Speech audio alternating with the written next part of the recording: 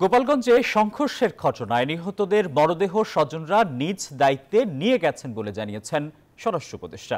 জানান, প্রয়োজনে মরদেহ পুনরায় উত্তোলন করে করা হবে নিহতের ময়নাতদন্ত। এদিকে টানা ৩ দিন কারফিউ স্থবির জনজীবন, তবে দিনে ১৪ ঘন্টা শিথিল ছিল কারফিউ।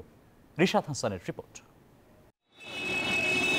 গোপালগঞ্জে সংঘর্ষের ঘটনার পর থেকে টানা ৩ দিন কারফিউয়ে কার্যত অচল জনজীবন। স্থবিরতা কাটতে শুরু করে শনিবার সকাল থেকে প্রশাসনের ১৪ ঘন্টার শিথিলতায়।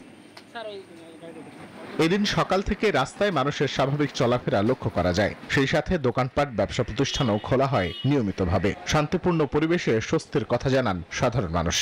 আমরা এমন শান্তিপূর্ণ জিনিস চাই যে সবাই নিরহ মানুষ, যারা দিনমজুরি খাটিয়ে খায় মানুষ, এটা কাজে কর্মে বেরোতে পারে, রাস্তাঘাটে বেরোতে পারে। আমাদের শুধু একটাই চাওয়া। আজকে আপনি কার্ফিউ ছাড়িয়েছে, আছে কার্ফিউ ছাড়লেও বান্ডেল থাকলে প্রতি সেনমানিতে টাকা বাঁচবে। বিকাশ সেনমানি বান্ডেল কিনে জিতুন প্রতি লেনদেনে। যাত্রী না রোডে, যাত্রী না থাকার কারণে তো ১৫০ টাকা আমি আসছি সকাল ৭টার সময় হয়ে যায়। দিন ভরে চালাইয়ে ২-১৫০ যাই পাই তাই নিয়েই মনে করেন ১ কেজি চাউল হলেও কিছু ডাউল দিয়ে ছেলে মেয়ে নিয়ে এই জন্যই বেরোইছি। শনিবার রাত ৮টা থেকে রবিবার ভোর ৬টা পর্যন্ত কারফিউ চলবে বলে জানিয়েছে স্থানীয় জেলা প্রশাসন।